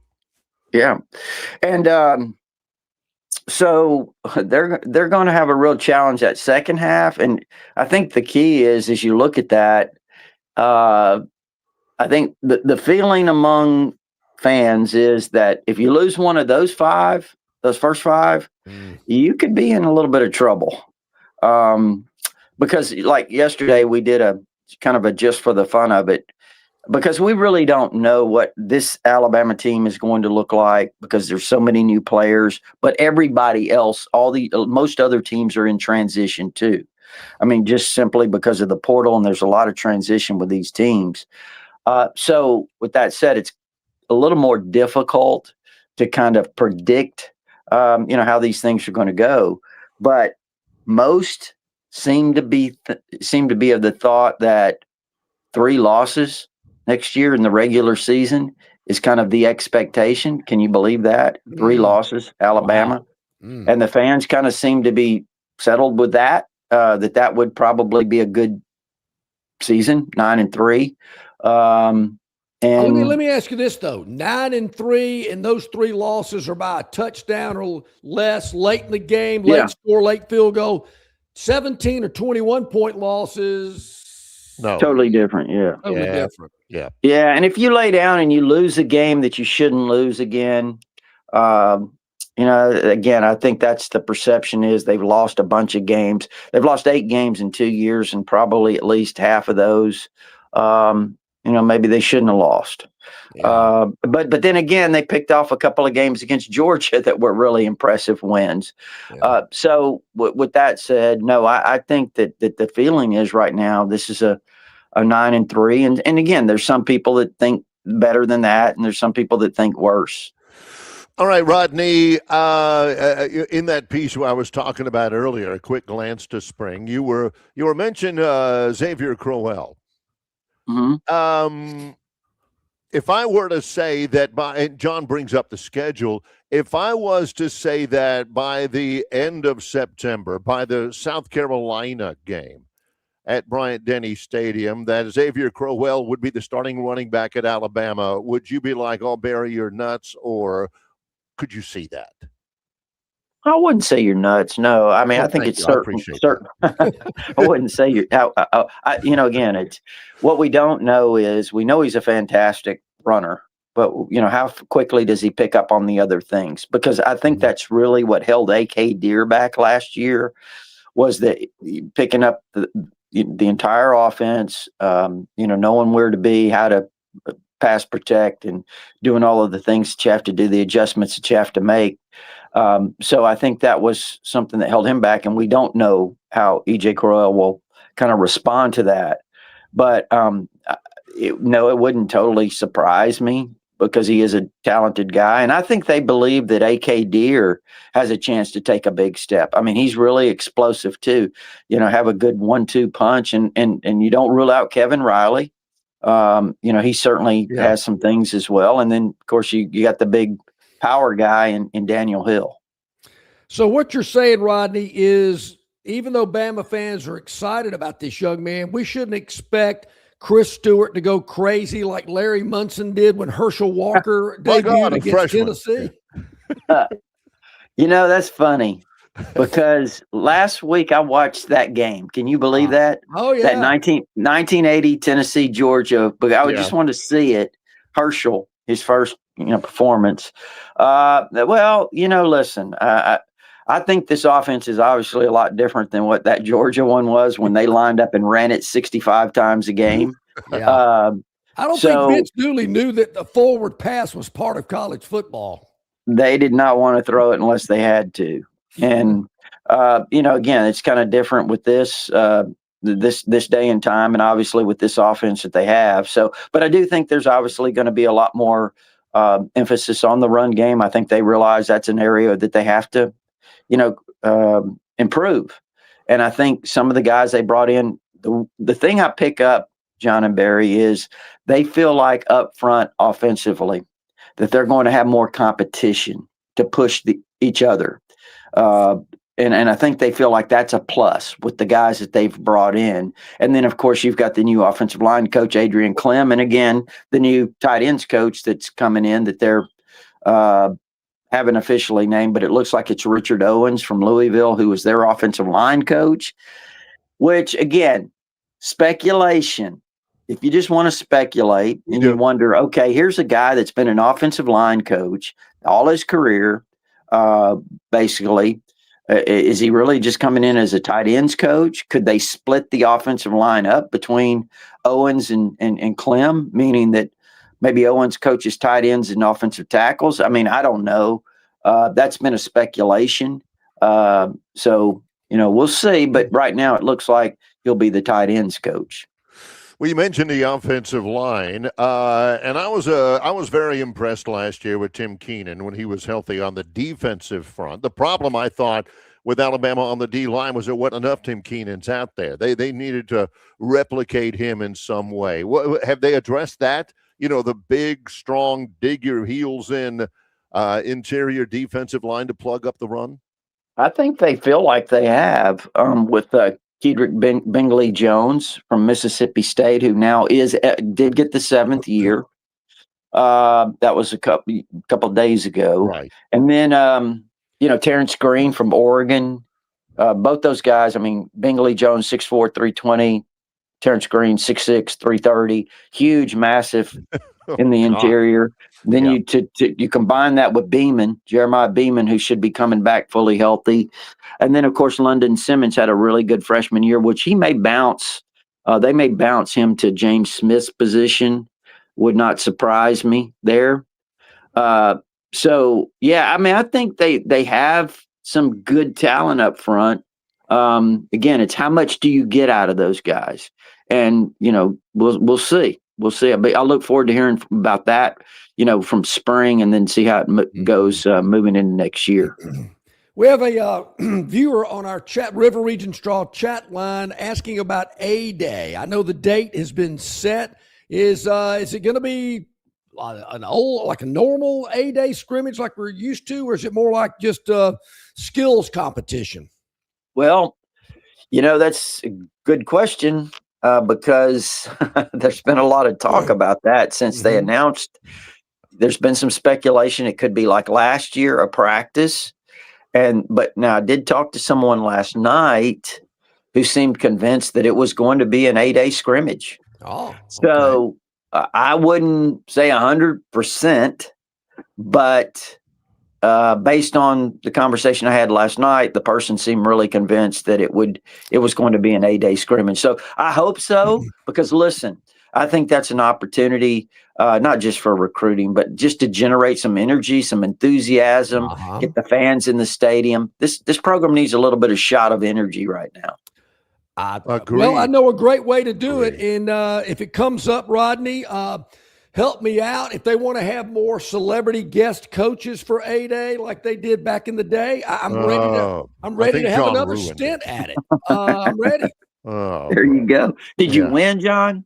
We did. We were on the winning team. Yeah, a lot of it had to do with me yelling out, "That's holding" on Wilson Love. And it was Wilson Love with a blatant hold. And right after I said it, the ref threw the flag. Wilson Love caught it from the coaches right after that happened. I kind of walked around with my head down, kind of going, probably shouldn't have said that. Yeah. Did you sling your headsets, John? No, I held on. I was mild-mannered. John's best story about that A-Day game where he was an assistant coach. I mean, it's the spring game. This is when Saban had to roll in at Kirby and all on. He said at halftime, Kirby was in there just peeling the paint. I heard about the that. locker room walls. Yeah. I heard about that. Of an A-Day game, Rod. You would have thought they were down by 7 to Tennessee. I heard that. Whoa. I heard Kirby was like off the charts. Gary Harris, of course, he was on one of the sidelines. But he told me that you talking about peeling the paint. Yeah, he said Kirby just kind of ripped it off the wall. And some of the older guys, the seniors, I remember Drake Kirkpatrick and a couple of those guys, it was like it didn't even faze them. They had heard it so many times before. They're not even reacting. Those young guys, I mean, their eyes were as big as baseballs. I mean, they were going, whoa, wow, coach is really mad. Now Dre's son is on the team. Yeah, that's a long time ago. Has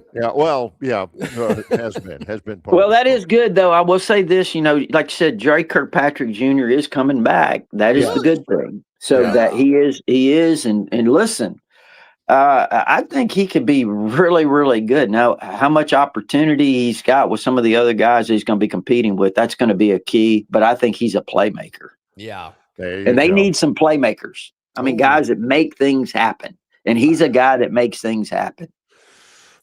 Always good stuff. Rodney Orr, TigerInsider.com, brought to you by the Destin Connection Seafood Market. Even though there's no football going on, there's still a lot that you guys are up to. Give us an insight into what's on the website and how people can be a part of it.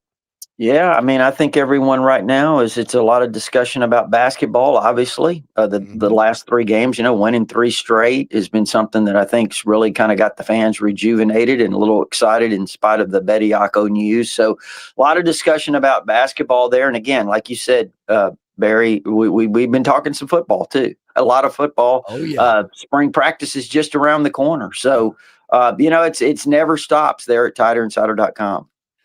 Boy, that is true. It is exactly full pace 24/7. Rodney, thank you so much, my friend. We always appreciate your time. We'll talk next week.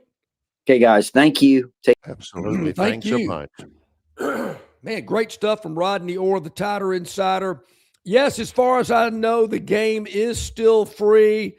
And don't the Aubs still charge for theirs? I do not know if Auburn still charges for theirs. Auburn is having their A-Day weekend on the 11th. I think Alabama's having their A-Day weekend, A-Day game on the 11th. This year's A-Day weekend on the Plains presented by Golden Flake. Auburn's football practice on Saturday, April the 12th. Will feature, no, that was last year. Never mind, 2025. Goodness, what do they still have that up on there for? It'll be actually the 18th for the Auburn A-Day game. And I believe tickets to attend A-Day are $10 for general admission and free for current Auburn students. I think that's still a thing. Barry, I don't think I would ever have said this, but I'm going to say it. Should Alabama be charging for A-Day and put that money toward their NIL collective? Or is that against the rules? No, Alabama should be charging for that game. They should be.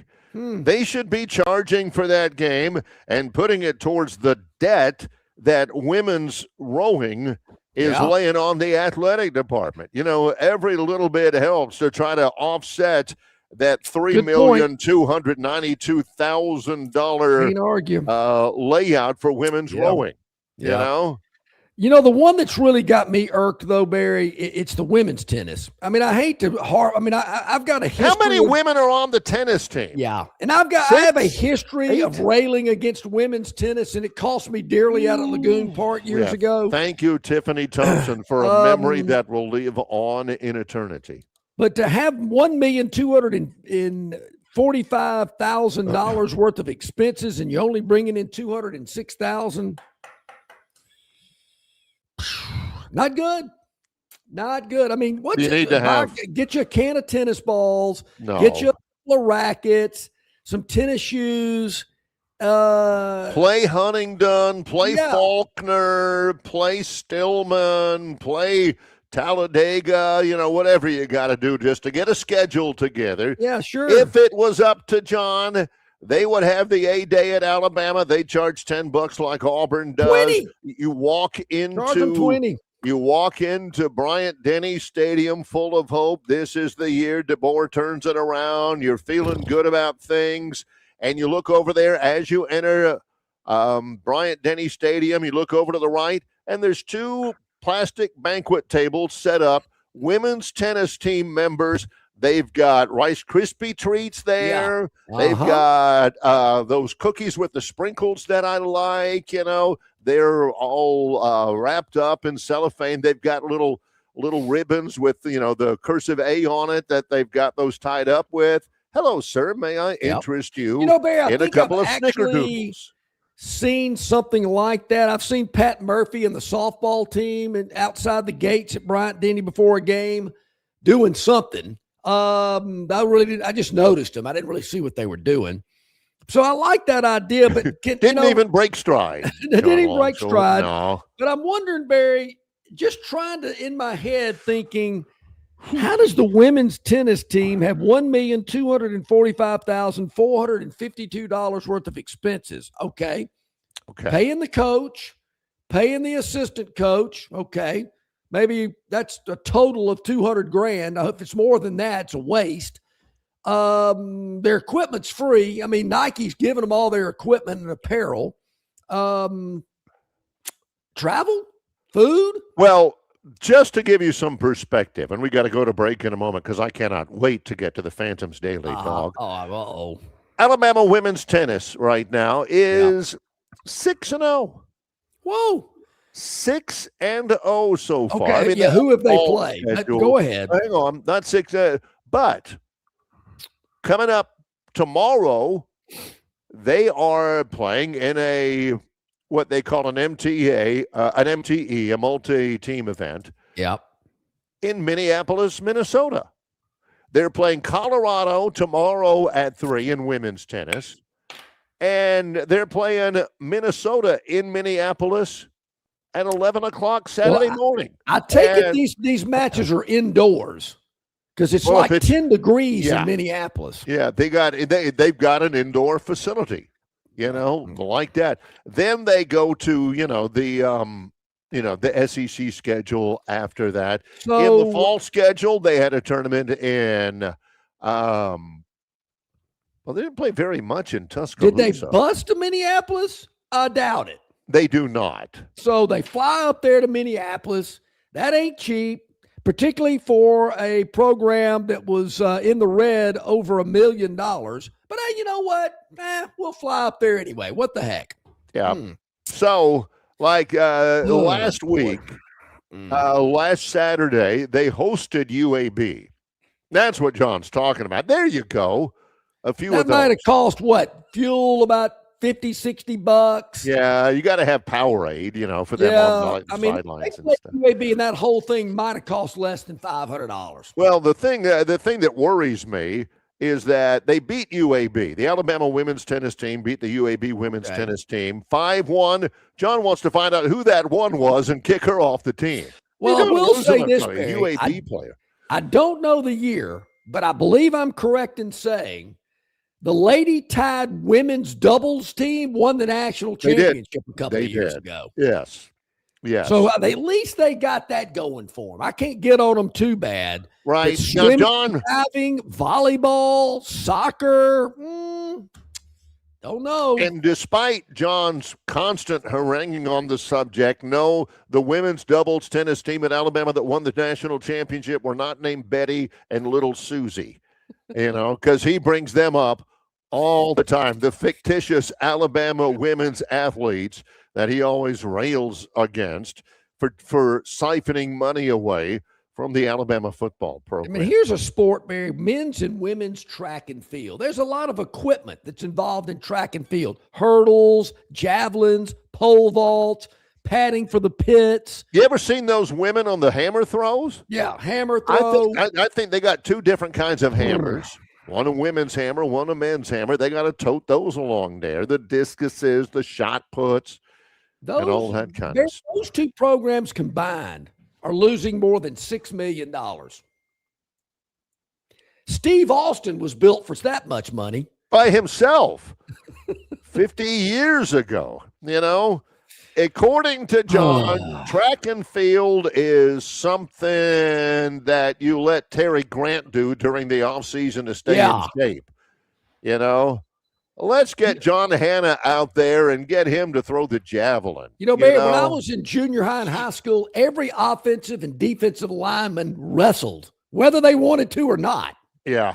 They were on the wrestling team. Coach, I don't want to wrestle. Shut up. Get out there.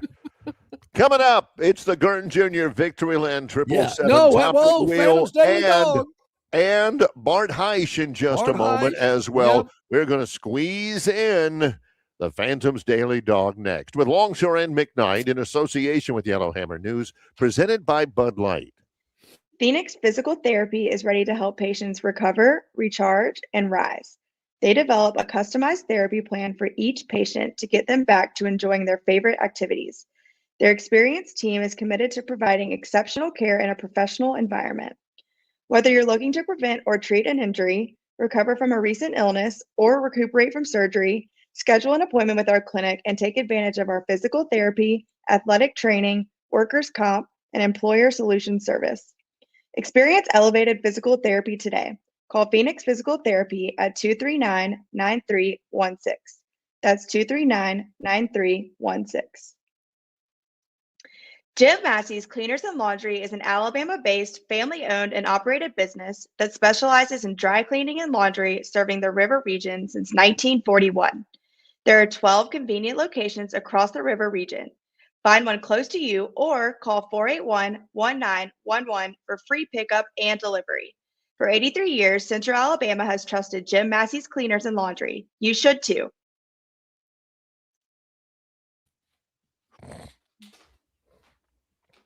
It's Longshore and McKnight. As we get to 8:30, we got a lot to get to in the final half hour of our live show on this Thursday morning. Bart Heisch in a moment, a Gurn Jr. Victoryland 777 topic wheel.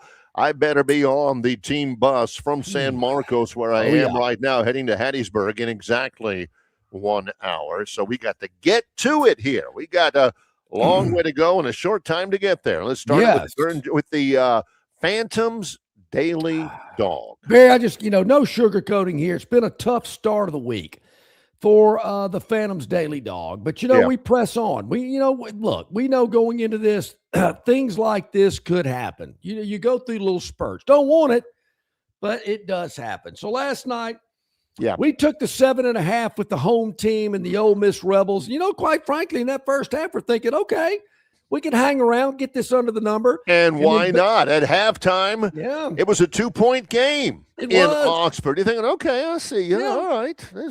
So then Alabama did, just kind of hit a carbon copy of what they did in Auburn the prior game. And went crazy in the second half. Unbelievable. Outscored Ole Miss 61-44 in the second half. That's a 17-point difference in the second half. And that's what cooked the Phantom in the Daily Dog. It was tough. So Bama wins and covers the number last night on the road. Yeah. We thought there'd be a lot of distraction, and that's one of the few games. Oxford and Starkville, I think maybe Auburn, I guess. Those three locations, they actually bus. So you think, the team's kind of down. They're on a bus, the Betty. But no, they woke up in the second 50 half. miles to took care of business. Okay. All right. So tonight, Barry, we're going to try to get back on the beam with the NBA. And it's a very light card tonight in the NBA. Much, only three games.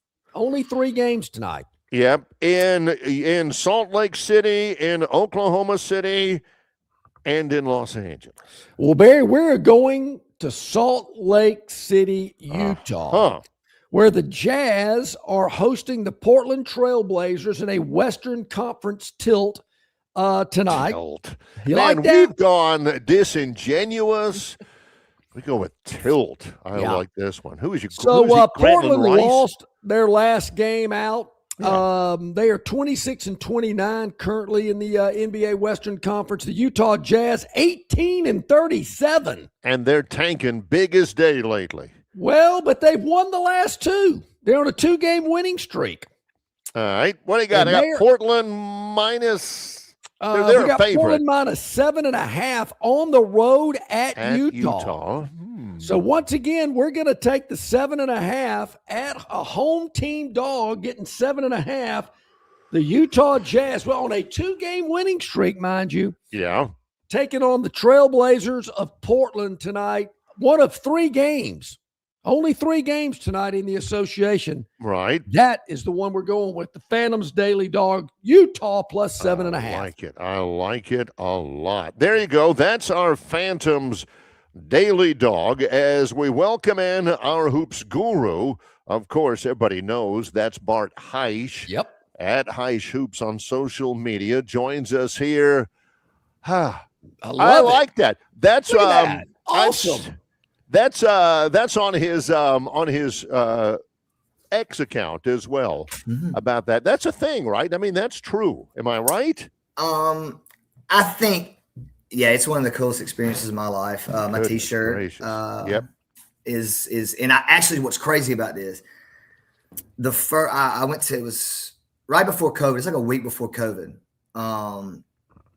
And Galilee's a special place, guys. I'll just leave it at that. Yeah. The Jordan River, being baptized in it, and just being able to see where Jesus walked, touch, feel, tangibly be around all those things was amazing. But I did not get this shirt where it happened. I got this shirt in Jericho. Oh, wow. Okay. Where I pet a camel and saw where Joshua marched around 7 times. So, yeah. Man, how about that? Nice. Very nice. Outstanding, Bart. Well, thanks for sharing that with us, and I love your T-shirt, too. That's awesome. Is good. I was looking at this. The Troy basketball team was Gosh, we were on the road on Monday. I keep forgetting. I'm in San Marcos right Yeah, those now. days are getting mixed up now with the schedule. Yeah, and we're fixing to head to Hattiesburg after a loss last night. And we were talking on the Tuesday show, Bart. That's where I was. I was in San Marcos by Tuesday. And I was telling John, you know, Auburn's doing what they're doing. Alabama's doing what they're doing. But Monday night on that bus heading over, we saw Kansas beat Arizona at Fog Allen Fieldhouse. And I said, God bless Auburn. God bless Alabama. Good luck to them. But that basketball looked different between the Jayhawks and the Wildcats, Bart. Holy smokes. Bill Self is now 15-0 against on Monday teams. Yeah. At Fog Allen in his career. Ooh. It's the hardest place. It's the hardest place to play. Crazy. No, it's especially with Bruce being gone, and Auburn was creeping up to that category, guys. I think Dresden, Michigan State, and I'm kind of got Duke obviously is on there. Yeah, but I'm flat out. I mean, I'm telling you that atmosphere is college basketball at its elite highest on campus, and I just don't think there's not a whole lot of things that really compare to that, because here's why I think. The crowd is a fourth of the size or fifth of the size of like your SEC football crowds, right? So it's easier to have synergy, if you will, as a whole. And there's no opposing fans there. None, especially when you're traveling long road trips. But yeah, man, I'm not really surprised. I was surprised. I can't be. Now, Iowa State's going to TCU and getting beat. This thing's you're starting to be able to see who peaked early, who hasn't peaked, who's peaking late. You know, all those things are starting to come to fruition. Bart, I got to say, I wasn't overly impressed with Ole Miss last night, even though the first half of the game was pretty close. Alabama turned it on in the second half. I mean, I believe Ole Miss's leading scorer is a guy coming off the bench, Storr. I heard the commentator say, but all in all, I wasn't overly impressed with them. They just haven't gotten nearly as much out of Malik Dia as I thought they would when he went 23-12 last year at Alabama and 5 blocks, and Ole Miss won in Tuscaloosa. Yeah. I forgot about that. He's one of those guys that just likes to end up finding himself on the perimeter, if you will, as a big. And defensively, you know, I still think he's got another gear. The Storr thing's interesting because, you know, now he's a sixth man, and dude, he's a two-way player, a scorer, creates a lot of matchup problems, especially like from the elbow in. And their guard play just hasn't been consistent enough, and they haven't made enough shots. The kid from Europe is really good, but you know, does he have the same type post players playing with him that he did? The same understanding of he's always got a shooter that he can just make a cross-court whip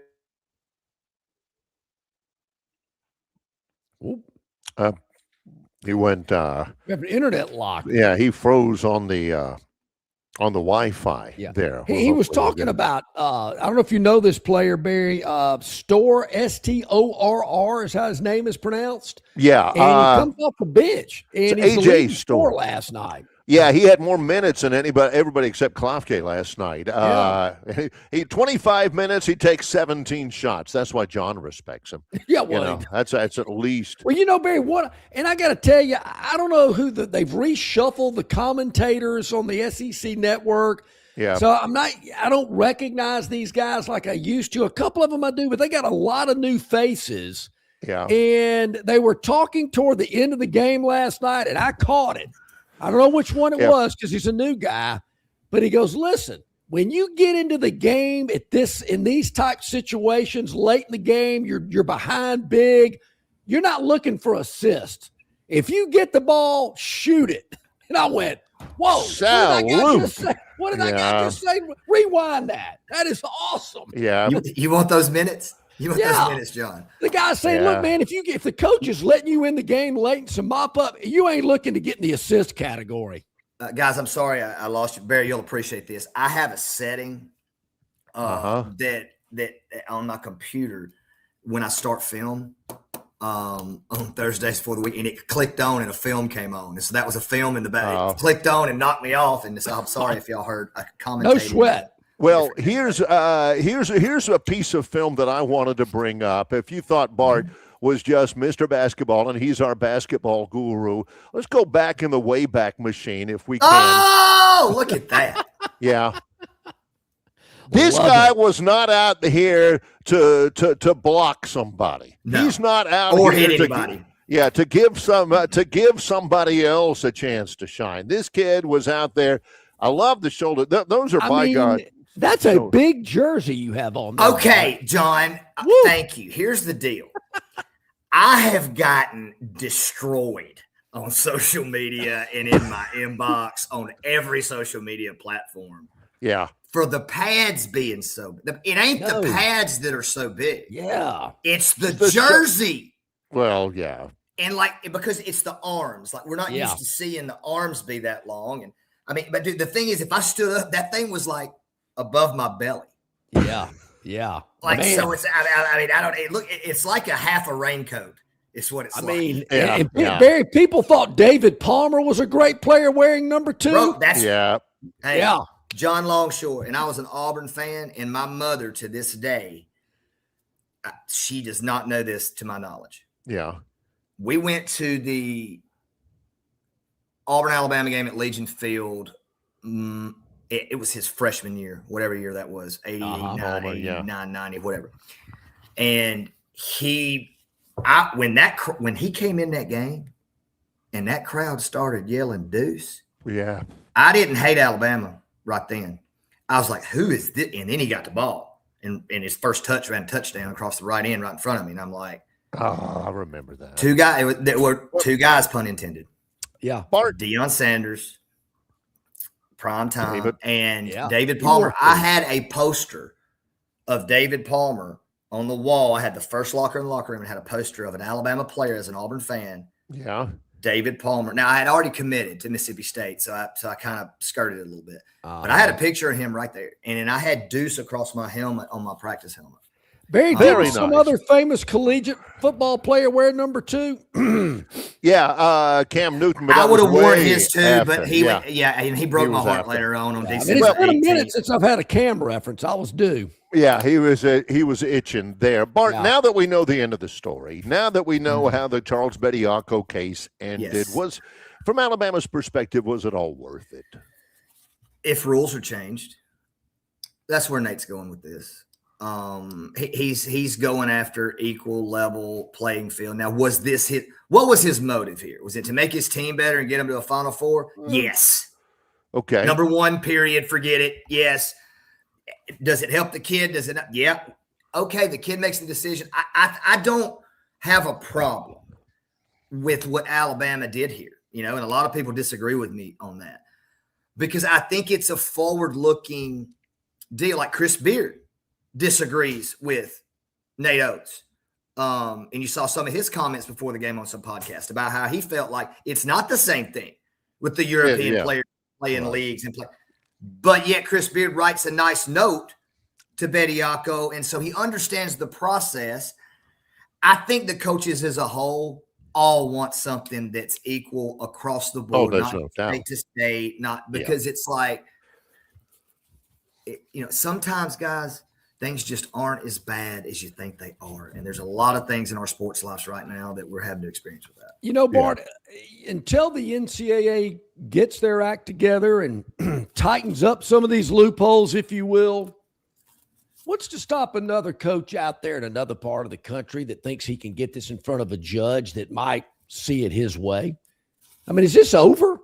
I mean, until the NCAA tightens it up, could you see, Cal St. Louis Obispo, we're bringing this guy in, he signed an NBA contract, we're going to put it in front of a judge and see what some liberal judge in California thinks about it. When I'm on the tee box this afternoon at Kiva. Hey, look for my son. He's playing today as well. Is he? Yeah, he's got a big group. They finished up school a little early for the president. Finished up, yeah. Yeah, if he's like his dad, don't look for him on the practice tee. No, he will not be on the practice. But you see a bunch of college frat boys out there today. Yeah, I got it. Yeah, go up to him and say, hey, do you know John Longshore, and see what reaction you get. Now to your story, Bart. When you're on the tee box. To my analogy. Yeah. Longshore, if I'm standing on 3, okay. Excuse me. If I'm standing on 2. Yeah. In at Kiva. Yeah. Par 5, big sand down the right, water in the front. Oh, and I blow that thing dead right over there in the road and almost hit one of those transfer trucks coming by. Yeah. That plant. Or not plant, but shipyard. I don't see where I get to hit that again because I made that. You know what? I hit driver. I'm going to go back and hit 3-wood. Yeah. Can't do it. Well, that's kind of the same thing as going in the NBA draft. Are there any out-of-bounds stakes on that hole, Bart? See? Fixing to find out. Ish. A little bit. Yeah, I'll par better. But that's a good par better. Okay. That's a good analogy, though. You can't get a mulligan. It's the draft, Barry. The problem is that you entered the draft. Right. If you don't enter your name in the draft to get drafted like all the other kids, and then you just were to go play, but see, that's the whole deal. I personally have always said I would go ahead and go over to Europe or go somewhere for a year as a big, so I could learn to guard those ball screen type guys that are coming off everything that are so tricky with the basketball. There's a whole avenue for it, but is it good for Alabama, Barry? That was your original question. Yeah. I think it is, because now these guys are like, wait a minute, we had him and everybody talked about we were good. Well, but we ain't even been healthy yet. They were kind of, when they get healthy, Alabama's is a potential Sweet 16 with or without video. I agree. Final question. Was it disturbing Auburn's performance in the home loss to Vanderbilt? The technical was. You can't get a tech right there. That's 3 plays before, 2 plays before. Right. And you just ride it and ride it. That thing got to a 4-point game, Barry. It did. Or 5 for sure. So, without that technical, it's a 1-possession game at one point, getting 1 stop. But, Auburn got exposed on the interior again. I think it was more to do with Vandy. Vandy's interior is starting to play at the level they're going to have to play to win some games in this league. They got hit in the mouth a couple of times early, but that Auburn's loss to Alabama, I do feel like it still lingered a little bit in the opening of that game. But I like this Vandy team. So Auburn's schedule's not that hard, guys. So I think you're going to see Auburn win some games down the stretch. John brought up that point earlier in the show, Bart. Yeah, that's okay, Barry. You going to give him credit? You talk about me giving him credit all the time. Every once in a while, yeah. It's just, hey, what do you think? Hey, let me ask you, what do you think about South Alabama Southern tonight? I hadn't seen Southern in person. They don't shoot a lot of threes, Barry. No. But they're gonna struggle. Southern Miss is gonna struggle because they do try to get a lot of paint touches, and as you know, South Alabama doesn't allow anybody into the lane. So Jay Ladner learned the same zone offense I did back in the day, and The short corners might be important tonight. Yeah, well, like Coach Cross said last night, Troy lost to Texas State. He said, I hope South Alabama's Southern Miss goes to 4 overtimes because we're supposed to play them on Saturday down at you think Bart Heisch knows basketball? Barry, last night my phone starts dinging. I pick it up. It says, big time game in the second half. Check out Queens versus Austin P. Let's go. You gotta be kidding me. That's the Atlantic Sun. Last night. That's your own conference, right? Yeah. I love it. So my boy is Grant Leonard, the head coach at Queens. Took him through D2 to D1. We're really good friends. But whatever the kid, number 32, Colin Parker, had 36 last night for Austin P. John Longshore. He's a 6'9" Longshore. Yeah. 3 3-pointers. Playing through him. Went to the line 17 times in the game. 17 times Longshore. Love it. There you go. Bart, always appreciate it. Thanks a bunch, man. Love the T-shirt.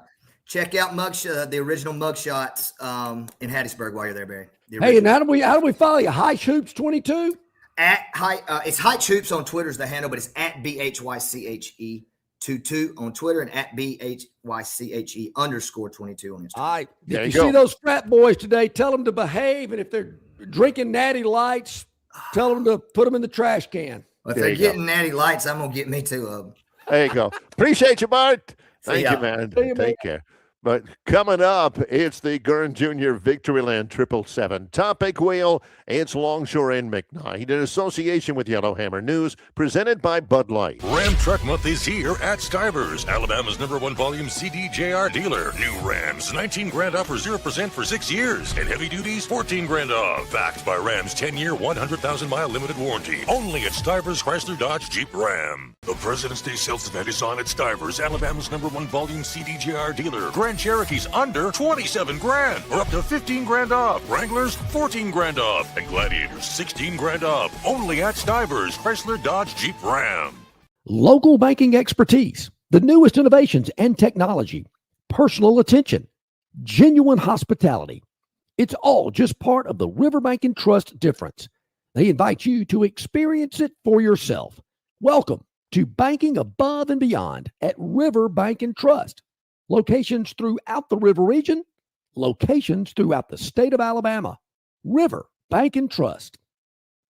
Love is in the air, and so is your chance to win during Victoryland Casino's BMW and 25K giveaway. Drive away in a brand new BMW or win your share of $25,000 in free play. The more you visit, the more chances you have to win. Stop by the Players Club and fall in love with this month's exciting free play promotions. There's more ways to win at Victoryland Casino, where you can be a winner too. Located off I-85 exit 22 in Shorter, Alabama. Drawings February 27th and 28th. Must be 21 or older. Must be present to win. Okay, the BMW and 25K giveaway all this month at Victoryland. The more times you visit, the better your chances of winning. Of course, that'll happen at the end of this month. So head on out to Victoryland where you can be a winner too. Shout out to John for the glasses. I like those. Well, thank you. That's a good one. I like that. I got me some new ones trying to cut down on the glare. I'm not sure they work so real well, but they make me look more sophisticated and smarter, I think. At least that's what my wife does. Okay, yeah, all right, I'll buy it. Yeah, sure, I don't know if she was telling me the truth, but she goes, honey, you look smarter and more sophisticated. I went, I'll take it. I'll take it. All right, let's see how smart and sophisticated we are with the Gurn Jr. Victoryland 777 Topic Wheel, brought to you by Victoryland 777 Casino, exit 22 off I-85 in Shorter, Alabama. We got 6. John and I have zero clue about what any of these are about at all. Scold it. Uh-oh, God. This is probably Bart at Kiva this afternoon. DeChambeau. What? Let's see what happens here. Ooh, what happened? Oh, good Lord. 2-time major winner. Yep. Trying to get out of the Live Tour. Watch. Wow. Wow. And that'll happen. Every now and then, you look, he's looking at the club. Yeah, like, what's wrong with my club head? Yeah, that's a club. Sure. It's always the club's fault. Don't you love it, John, when you're with somebody in a foursome and you're getting into it, and I mean, really competitive. And he scolds. He just hits it right off the blade of like a long iron or something, and he looks at it like, I need to get. I need to get another one. Yeah. Oh, sure. Looking it's at the that iron video stall. clip, Barry, he's got to stay down on it a little bit more. You got to compress the ball, stay down on it. Realize that was a tee shot, but don't lift up, my man. Come on. What you just saw was John Longshore giving swing tips to Bryson DeChambeau. Exactly. Is this not a great country we live in? Yeah. John's telling Bryson, hey, man, come on, stay down on the ball. Love it. Back at it. Here we go. That's one in. Hey, it happens to all of us, does it not, John? That's what hey, man, happens to everybody. It certainly does. Got to just laugh it off and move on. Man, Damn, that's a lot. Could this be? Yeah, it's about the score in the Rose Bowl game. Did you have to bring this up? Really? I mean, that was like 2 days ago. Yeah, this was not yesterday. We mentioned that. Wembayana, he had 25 in the first quarter against the Lakers to help send the Phantom to defeat in his daily dog. That was 2 days ago. If I'm the Spurs coach, I can't remember his name, man, I'm not pulling the blinder. I'm not pulling the reins on that guy. I'm letting him go for 100. Let's see. Nope. He scored 40 points in 26 minutes. Did Wilt Chamberlain score 100 in a game? In Hershey, Pennsylvania for the Philadelphia Warriors against the New York Knicks. Why not? I hear you. Why Go not? Patrick Ewing, the only other player to get a 40-point double-double in that few minutes. Ewing, of course, most famously said, you got to, we make a lot of money, but we have to spend a lot of money. Mm-hmm. Yeah. Unfortunately, Patrick was spending it on the ladies, so that really didn't count. Back at it again. Here we go. Bust to catch in 35 minutes. Let's get it going. All right. Four to go. Let's see what we got. Here we go. We've got, I think it might be Bush. No, this will be strong opener. Strong opener. Strong opener. What could it be, Gurn? Oh, yeah. Harden made his debut for the Cavs last night in Cleveland. Anyway, it's about his 9th team. Yeah. He's like one of the top 5 scorers in NBA history, and he's the most selfish player that I think ever existed. Here we go. Mm-hmm. Oh, what a pass.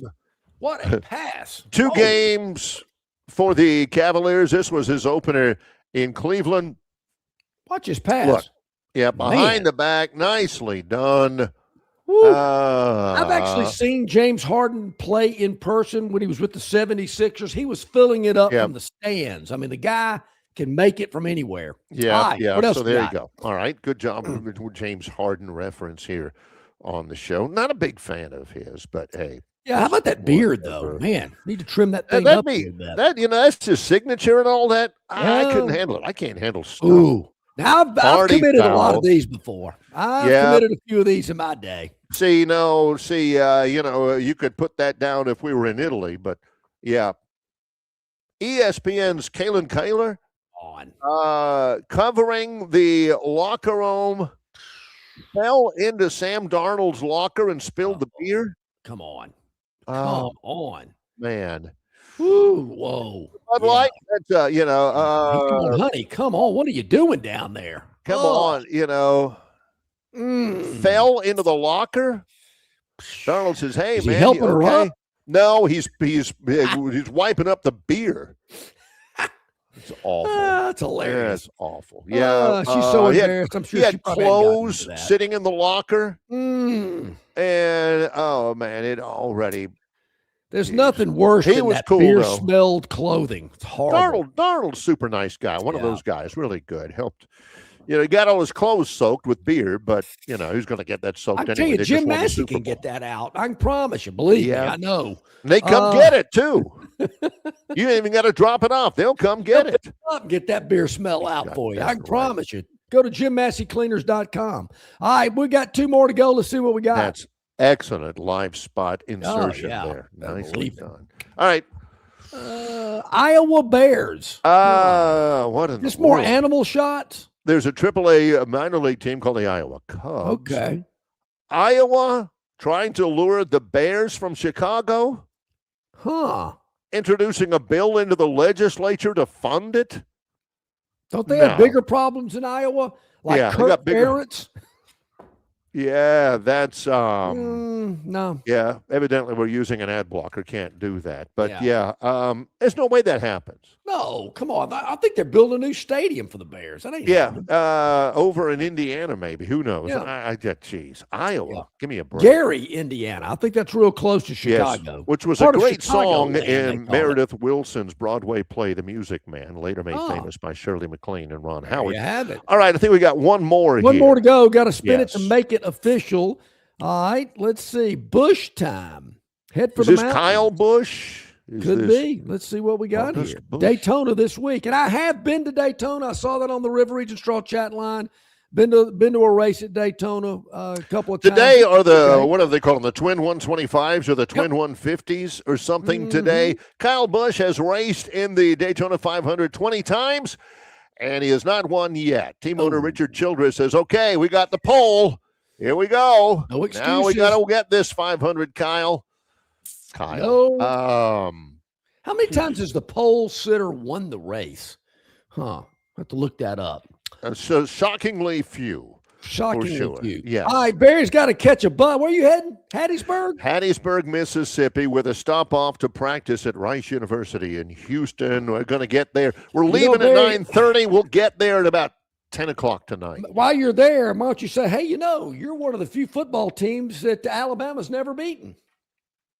Hey, that is true. Yeah. Rice famously played Alabama in a bowl game in 1947, and Tommy Lewis blatantly disregarded the rules and I hit could Mickey be wrong Magel. here, Barry, but I think Rice has a 3-0 advantage over Alabama. They played 3 times, won all 3 of them. Hey, we won all 3 of our interviews today with Bart Heiss from Heiss Hoops, Rodney Orr, TiderInsider.com, brought to you by the Destin Connection, and also Jason Caldwell, AuburnUndercover.com. Much appreciation there. Yep. Hey, tomorrow I'm at Stivers Chrysler Dodge Jeep Ram. Barry will be joining me from Hattiesburg, Mississippi. Ralph Michaels will join us as well. We'll recap the Super Bowl, how that played out from a handicapping standpoint, and look ahead to some basketball with Ralph as well. It's Longshore and McKnight in association with Yellowhammer News, presented by Bud Light.